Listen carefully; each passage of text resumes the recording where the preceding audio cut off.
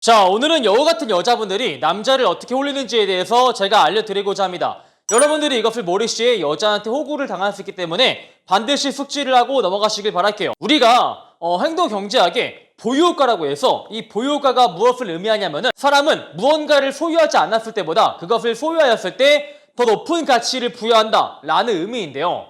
자, 어떤 소리냐면은 여자분이 남자를 만나면서 그 남자한테 콩깍지가 씌이는 것과 매우 비슷한 원리예요. 내가 이 남자를 만나는 동안에는 내 눈에 정말 이 남자가 괜찮은 남자로 보였지만 막상 남자랑 헤어지고 나서 이 남자 별로였네? 라고 생각을 하는 것과 매우 비슷한 원리이다. 이렇게 인지하시면 돼요. 즉, 내가 이 남자를 만나고 있을 때는 객관적인 가치 이상보다 그 남자한테 높은 가치를 부여한다 라는 뜻이죠. 이거는 남자분들 또한 마찬가지예요. 어떤 여자를 만나고 있을 때 그 여자의 객관적 가치 이상의 가치를 그 여자한테 부여한다 라는 소리죠. 이 보유효과에 대해서 재밌는 실험이 있는데 제가 한 가지 소개해 드리겠습니다. 해외에 한 대학 교수가 학생들을 상대로 재밌는 실험을 했습니다. 어떤 실험이냐면은 먼저 학생들 첫 번째 그룹에게는 머그컵을 주면서 이 머그컵을 초콜릿과 교환할 수 있다 라고 말을 하면서 머그컵을 건네준 것이죠. 그리고 두 번째 그룹에는 초콜릿을 주면서 이 초콜릿을 머그컵과 교환할 수 있다 라고 말을 합니다. 그리고 세 번째 그룹에는 아무것도 주지 않으면서 초콜릿과 머그컵 중에서 무엇을 선택할지 물어보는 것이죠. 자, 첫 번째 그룹,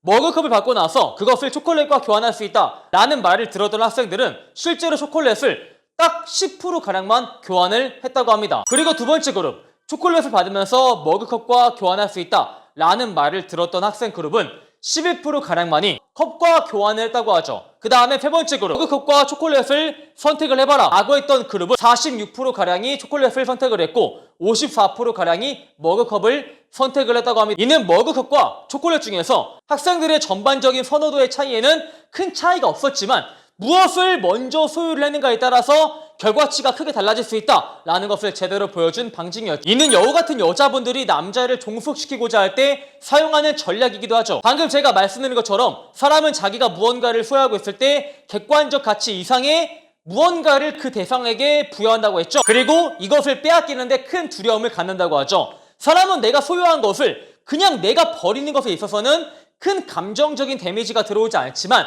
내가 소유한 것을 누군가한테 뺏긴다 라는 것에는 감정적 데미지가 심하게 들어온다고 합니다. 자, 예를 들어서 여자랑 남자랑 썸 타고 있어요. 그 여자분의 생각에 내가 원하는 것만큼 투자를 남자한테 받지 못한다 라고 인지가 된 거지. 그래서 여자가 남성과 애프터하면서 그 남자한테 이렇게 말을 하는 거야.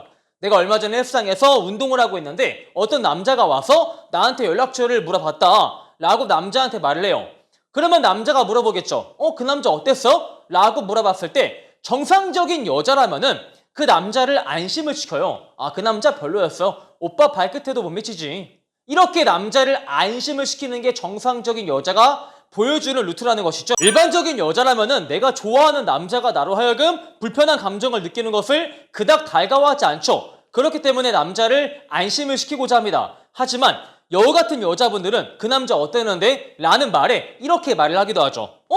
꽤나 괜찮던데? 자기 관리도 열심히 하고 나름 훈남이었어. 이렇게 말을 한다는 겁니다. 이것은 간접적으로 나한테 번호를 물어본 남자한테 호감이나 좋은 감정을 느꼈다 라고 표현을 하는 것이죠. 그 남자 괜찮았어. 훈남이야 라는 말을 들었을 때 애프터하는 남자가 화를 내기에도 참 애매하죠. 아직 사귀는 사이도 아니라서 이래라 저래라 하기에도 애매하고 일단 그 여자가 남자를 좋아한다. 그 남성과 연락을 하고 있다. 그 남성과 애프터를 잡았다. 이런 말을 전혀 안 했기 때문에 화를 내기가 더 거시게 합니다. 하지만 내가 지금 썸 타는 여자가 다른 남자를 칭찬하는 것만으로 내가 그 남자한테 그 여자를 빼앗긴다 라는 기분이 들고 불안함이 찾아오기도 하죠. 여기서 보통의 남자들은 그 여자가 헬스장에서 번호를 물어본 남자한테 마음이 빼앗기지 않도록 내가 더 잘해야겠다 라고 생각을 해버리는데 이게 여우 같은 여자분들이 남자를 종속을 시키는 원리이기도 하죠. 그렇다면은 이 여우 같은 여자분들이 남자를 홀릴 때 사용하는 전략을 우리가 적용할 수 있을까요? 네, 충분히 적용할 수가 있어요.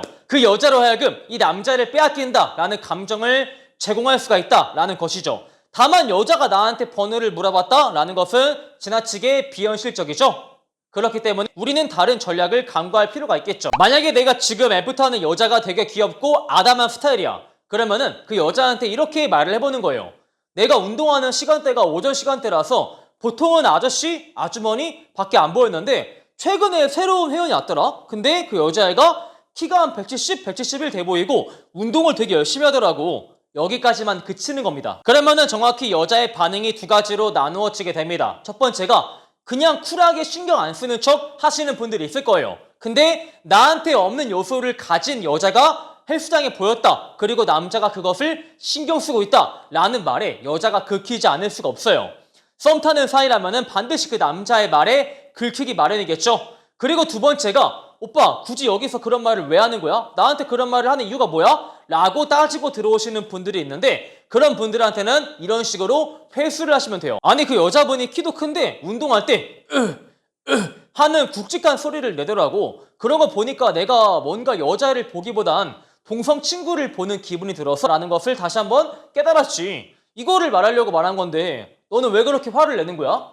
이렇게 여자한테 이유를 알지만 모르는 척 역질문을 던져보는 것이죠. 이는 비슷하게 적용을 하자면은 2대2 메이드 자리에서 내 옆에 파트너 여성을 두고 앞에 있는 여자를 칭찬하면서 관심을 준다거나 아니면 나한테 도도하게 고프레임을 잡는 여자한테 처음에는 관심을 주는 척을 하다가 이상형에 관한 대화를 할 때 저는 그냥 대화를 잘 들어주고 잘 웃어주고 사교성 좋은 사람을 좋아해요 라고 하면서 그 여성과 정반대의 스타일을 칭찬을 한다거나 이런 식으로 적용할 수가 있겠죠. 즉 1대 애프터뿐만이 아니고 여자를 만나는 가지각색의 상황에서 다양하게 적용할 수가 있다. 이렇게 제가 말씀드리고 싶어요. 자, 이렇게 해서 여우 같은 여자분들이 남자를 자기한테 종속을 시키는 원리와 우리가 그것을 어떻게 적용할지에 대해서 간단한 팁을 드려봤습니다. 오늘 영상이 마음에 드시는 분들은 좋아요와 구독, 추가적으로 네이버에 매난 봄카페를 가입을 하시고 가입 인사를 작성을 하시면은 최근에 촬영한 어프로치 애프터 폰게임, 그 다음에 멘트집 50만 원 상당의 자료를 드리기 때문에 꼭 한번 가입하시길 바랄게요.